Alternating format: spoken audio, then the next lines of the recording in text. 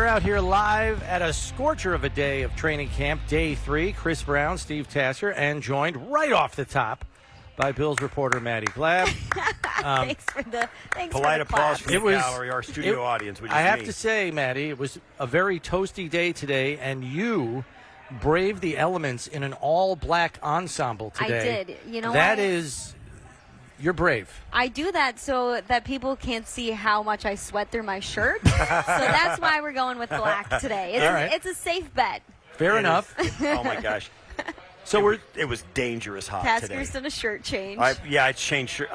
Thanks for the Camp Good Days and Special Times people were here today. They gave me an extra shirt because my other one was like unwearable. Drenched. Yeah. Wring it out. Turned into a dish rag. Plus, I like Camp Good Days and Special Times too. Well, there you go. There you go. Yeah. We've got to cover day 3 of camp and what happened out on the field today. What did you take away, Maddy, from day 3 here? And then we'll kind of get your synopsis on the 3 days as a whole. Day 3 was a revolving door of who is playing with what team on defense. Oh my gosh, they were rotating and rotating and rotating and rotating. It was hard to even think, is first team, second team, third team out there? There was a mix of first, second, third sometimes when you looked on the field, and it's the perfect time to do something like this because you're trying to find pairs, you're trying to find who goes with who. There's position battles going on. You want guys to play up a team, to play against a first team offense that Josh is obviously a part of, and a wide receiver like Stephon Diggs. You want to see how 2s and 3s run with some of the best or compete with some of the best when you're talking about being on defense. So they were rotating through everything on defense today. I think that was the biggest thing that stood out to me. They didn't run through too many team periods. We saw a lot of that on the first 2 days. They repped red zone a lot on that first day, did a lot of team stuff yesterday, not as much today. So there were some big plays for sure that we'll talk about, but I think today what stood out to me was just the defense trying to start to figure things out. You know, roster cuts, yes, it's the end of July, but that day is coming sooner and sooner and sooner. Yeah, it's interesting too. And that may fall into what you paid more attention than I did because I was kind of looking at it off the first couple of days of camp, and it's always true. And we talk about it that the defense is a little bit ahead of the offense because all they have to do is kind of react, and everything has to be really choreographed and a little bit closer to perfection for the offense to be noticeable. Today they were, and some of it might have been that there were different combinations defensively that allowed the offense to say, okay, here we go, and they made some plays out there that I thought in a little bit more of a consistent way than they had early in the first couple of days. Other big takeaway, Tyler Bass, money today. Yeah. Hit a 60-yarder. And made it look easy. Yes. Because it probably would have been good from 65 or more.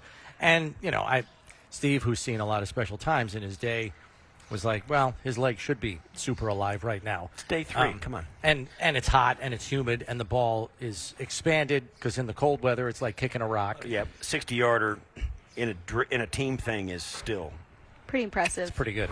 Yeah. Yeah, I was sitting in the stands because I like to sit up. That's why there's not another kicker in camp right there. I was sitting in the stands at the time he was kicking just because I like sitting up there and having that view.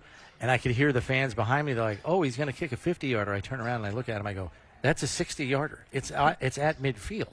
You're not counting the end zone. And they're like, oh, it's a 60-yarder. And then he booted it, and they're like, wow.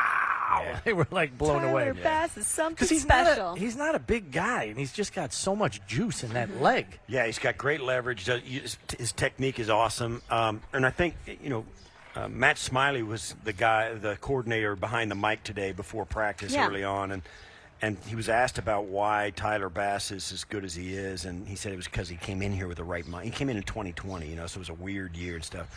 And I will say this: the good kickers are the ones that are the good kickers from the neck up. Those are the good kickers. Everybody's got a leg and some physical ability, but the guys who have it from the neck up are the really good kickers, and Tyler's one of those guys. He had it right away. Matthew Smiley, their special teams coordinator, called him a veteran today, and this is a guy who's entering his 4th season in the NFL, and he's kind of starting to be looked at as a veteran. Kicker's an interesting position because once you win the job, you're kind of on your own. Yes, you have guys around you. You have Reed Ferguson around you. You have Sam Martin around you. But you have to learn how to be mature right away as a kicker because it's you out there in those big-time moments during games. And Tyler has proven time and time again why he deserves to be in that position on that stage, and he did it again during practice today, going 6 for 6.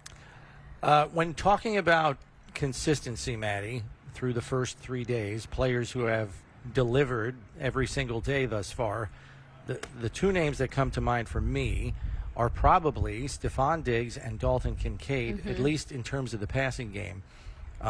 Would you put anybody else in that category right now, or would you say those guys are probably the top two? I think those guys are definitely the top two. I mean, Stephon Diggs and Josh Allen, the throws and catches that they have connected on already in 3 days of practice, some of them have been very impressive. I mean, Josh threw Steph wide open today into a touchdown. There was no chance for the defenders. He was in the perfect position to catch the pass. Josh placed it perfectly, and he ran into the end zone. It's plays like that where you just know these two guys have been on the same page for quite some time. But Josh had a throw yesterday to Dalton Kincaid where he placed it in a zone that defenders could not reach. He threw it before Dalton Kincaid was there. Dalton Kincaid went into the right place at the right time to catch the pass, and it was a connection, a throw like that. I thought to myself, these two look like they have played together before. In an instance like that where you're placing a ball in a zone, in a window where it's not easy to get to, Dalton got right over there, made the grab, and it was like a 50-yard gain on that play. Yeah, and I was watching one-on-ones today because they had running backs against linebackers, tight ends, and wide receivers against safeties and corners, and then they had the O-line, D-line over there doing pass rush stuff. And when you really get a chance to watch the guy in a one-on-one setting, and granted, it's terribly slanted in favor of the offense because they have the whole field to work with against a defender. There's no pads on either. But what you can see with Kincaid is how he can feel a defender in a man coverage situation. He feels the guy, even when he stems his route, he can feel where the guy is, whether he's on his upfield shoulder or he's trying to come down hard, and he immediately has the counter move to that, and that's like what leads to his separation. Right. Yeah, he's got great instincts. Makes it look easy. He's got great instincts, and that's some guys you have to teach that stuff to, and some guys just because of the way they were brought up and the crossover sports that they played and where they play hoops or hockey or soccer or whatever, they have an idea about spatial awareness and where guys are, and they have a knack for feeling it and reacting to it quicker than guys who maybe even specialized in football their whole lives. You know, it makes a big difference for players coming up. And Kincaid, you're right. He seems experienced 3 days into his first training camp as a pro.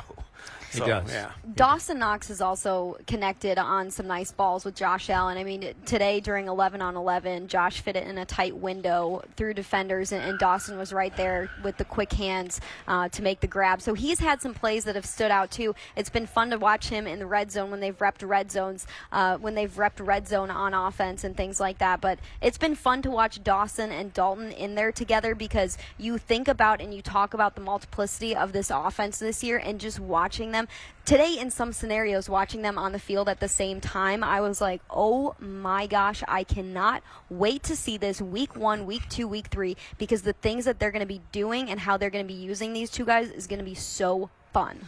Yeah, and I think it'll give them a lot more versatility for Ken Dorsey each and every week. And, you know, they're going to be on the field a lot together, I think. I think that's what we're looking at here going forward. Maybe. I mean, not every week, but right. If the game plan's right. The question is this, can they – because you know they can throw out of it, you know, out of two tight ends with Diggs and Davis on the outside and Cook in the backfield. They're going to be, you know, loaded to be able to throw the football all over the field, and that means like spread it out or pack it in. The question is, are they going to run into defenses that – they cannot run the football against out of that? They can throw it out of it, but can they not run it out of it? So can a defense feel like they match up in the passing game and put guys like Taron Johnson, like the Bills have Taron Johnson, scrappy, competitive guys who can defend the run out of two tight end set? That's the question, you know. You know they're going to be able to sling it out of whatever personnel they have out there. But can they, you know, turn around, hand it off, and make hay if a team starts to go light and match up in the passing game? Maddy, we'll see. The rotation continues at middle linebacker. We've seen 2 of the 3 candidates through the first 2 days with the first team, and now we saw the 3rd candidate today. Yeah, it was Balin Spector today out there, and you guys had got a great quote out of Brandon Bean on One Bills Live when he met with you guys, where he said, Dorian Williams for now is going to be focusing on that weak side spot rather than being involved in the Mike linebacker competition, just because it's a lot for a rookie to take on with the defense that he played at Tulane versus the defense that he's going to be in here with the Bills. So you're really looking at Tyrell Dodson, Terrell Bernard, and Balin Spector. A.J. Klein for veteran insurance when you need a guy like him. But it's been interesting to watch them rotate in and out of things. Each guy offers different things. Tyrell Dodson has a different body makeup than a guy like Terrell Bernard, who's a little bit smaller of a linebacker. Balin Spector is up there in size. Yes, he's a younger player, but he has a linebacker build to his body. Didn't see too much out of him today. It's also hard with linebackers because the pads aren't on yet, and that's what we've heard from the coaches so far is once the pads start to be put on, once the pads start popping, we're going to see more from this linebacker competition. I will say that he did have a nice pass breakup over the middle, tip to pass, that was intended for Dalton Kincaid downfield, and tipped that out of the air for a pass breakup. He was actually mad at himself that he didn't pick it off. Yes. And it went through his hands. Yeah. It's clear to me that the memo has gotten to these middle linebackers. Tyrell Dodson makes a pass breakup in coverage on day 1 when he's playing the middle linebacker spot. Now we saw Balin Spector do that. We saw Terrell Bernard yesterday make an interception. So the memo has gotten through to the middle linebackers, and we're going to quiz Taron Johnson as to what he's seeing and what he's hearing on the field from these different middle linebackers, each and every day in the team 11-on-11 setting. It's going to be, I think this is going to go a little bit. Yeah, because you can't even get a tip-off as to the guy they want. Tyrell Dodson is a big-bodied, thick, old-school thumping linebacker whose question is, can he cover? Spector is it's small, medium, large. He's a tweener. Spector's a tweener. He's got a tall frame, but he's not as thick as Dodson is. But he covers better. He runs better. And his athleticism, even at the combine when they measured him, was really good, really good. And then, of course, Terrell Bernard is an undersized guy, a little bit more like Matt Milano, not even Matt Milano. So it's going to be, maybe in the beginning they'll situationally substitute or whatever and then let these guys grow. But I think what we're seeing is all 3 of those guys have pluses and minuses, and it's which guy can grow out of his minuses and make them pluses faster than the other 2. And I like the way they're setting up this competition, because if they were going to go through 3 guys play after play after play, you're probably not letting a guy be able to settle in enough, and I love that each guy is getting a day, and we'll see what happens once the pads come on and once we get more into training camp. But it's nice that each guy has really had a day to rep with the first team, to feel comfortable, to get comfortable with the guy next to him, to get comfortable with what's going on defense, and to have those opportunities during team periods to make plays. I think when Balin Spector tipped that pass that Josh Allen had intended for Dalton Kincaid, I think Terrell Bernard was right there. If he was a few steps, I think, to the left, he could have had a chance at an interception. Yeah, it's interesting too, because you're right. To give him that, saying, because they got a heads up. Like last night, it means, hey, tomorrow, you're gonna be the alpha dog in the Mike all practice, all through the 3 team periods we've got. So the guys can get themselves up into that. They're not going to say, okay, I'm just rotating again today. We're rotating it. But no, today's a special day for these guys. And so they kind of give them a chance to rise up to it. And players appreciate that. And then there's no, where you go in for one rotation and he gets to drop into pass coverage and the quarterback throws it right in his stomach. And, he gets credit for an interception when, so you get a full day, and to give the guys a heads up to say, okay, here it comes, you be ready for it. And it's a really good way to handle it. I think it's really player-friendly when they do it that way. Yeah. Another under-the-radar position that is looking like it's shaping up to be a competition that maybe none of us anticipated is QB2. I know. Kyle Allen came in here as a free agent signee, and I think the general consensus was, oh, okay, there's your number 2. But if you're looking at the opportunities and the reps that those 2 guys are getting between the second and third team offenses, it's been pretty balanced through 3 days. What do you make of that?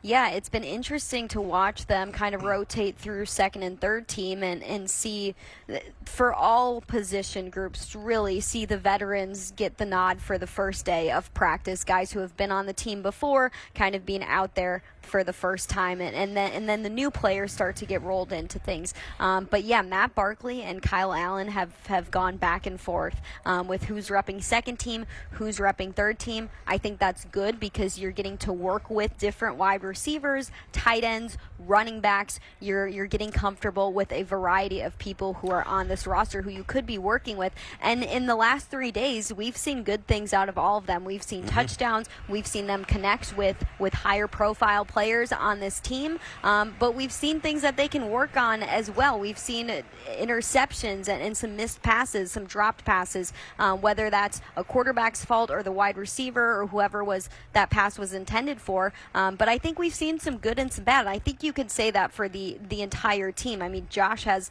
had some really good stuff, but Josh has had some things that, okay, here's a situation that you can work on, that you can do better the next time you're on the field. So through 3 days, it's been nice to see what we've been able to see from this team, from both lenses, from looking at the defensive side of things to things that are strengths on this defense to things that are going to be strengths on this offense and areas that you can work on. There's no better place and time right now to be working on these things, because this is when you want to get things down. This is when you want to try new things, and this is when you want to make sure, okay, here's how far we can go on this play. Here's what we can do here. This is when everything is going to be figured out for first, second, and third team, because we saw last year you needed to use all of them in a lot of scenarios when it came to defense and offense. Yeah, and the thing that surprised me about, and I think Matt Barkley is a known commodity, and I'll say this too, there's a couple of things. This staff, maybe more than any other staff, because Barkley left for a minute,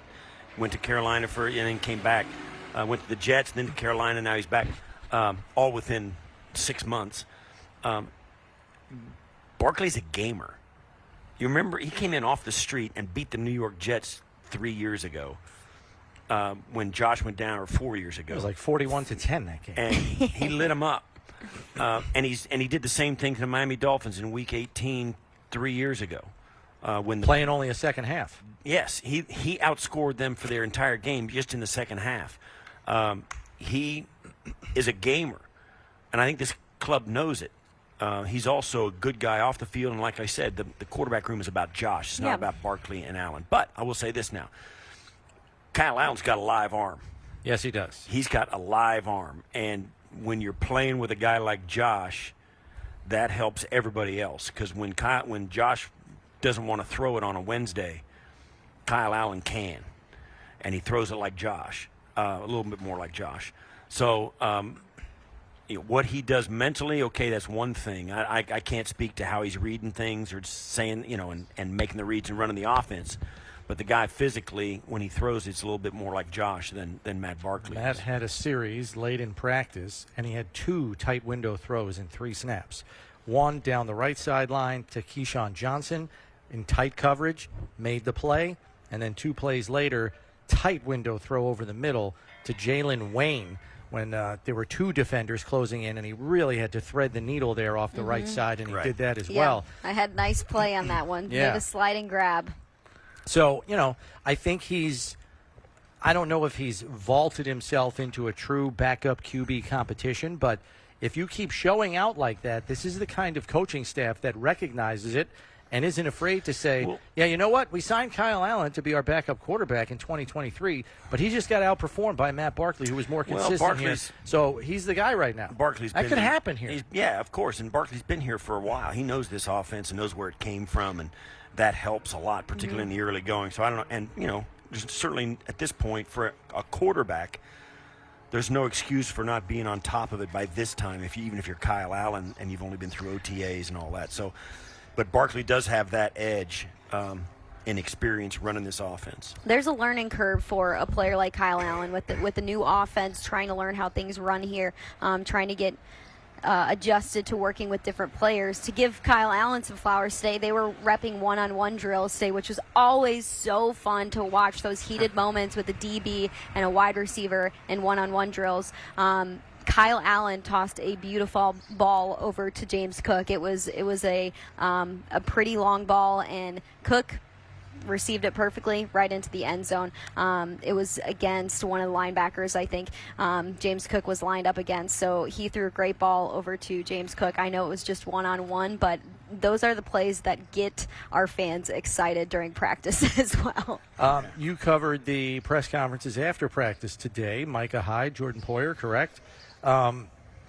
We'll hear from a little of them when we have our next segment in the show here and what they said to the media, but it sounds as though, and you let us know since you were there, that these guys are pretty pumped that their secondary is back together, like all the pieces. Because last year they come to camp here with everybody healthy except Tre'Davious, who wasn't on the field yet coming back from the ACL.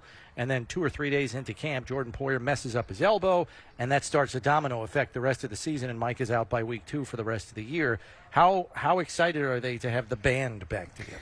I think there's excitement from also Jordan Poyer being back. I mean, that was a big question mark, and talking to a guy like Micah Hyde last season about the fact that, hey, we don't know what the future of Jordan Poyer being a Buffalo Bill is. We're not sure what's going to happen during free agency. There's a scenario where he could no longer be a part of that team, and having those conversations with Micah, you got the sense that he was going to lose. He could potentially lose a brother. And knowing that guy is back on the team for this season, I think speaks volumes for the two of them, the anchors of this defense, the two safeties. I think that sets a lot up for the entire defense. Having a Tre'Davious White who's coming back with a bunch of confidence, now feeling like he's had a full offseason to be healthy and wants to be the Tre'Davious White of 2019. Where he had interception after interception. There's something about that camaraderie. There's something about the chemistry. There's something about being able to play alongside people who you know and you understand. I think that brings the best out of this defense. The best years that we've seen out of this defense since I've been here over the last 4 seasons, it's been because they really know and understand each other, and because of that, they know how somebody is going to react to a play without even saying something. They know where Micah Hyde is going to be in this scenario, this situation. Jordan Poyer doesn't even have to say anything to Micah Hyde or vice versa.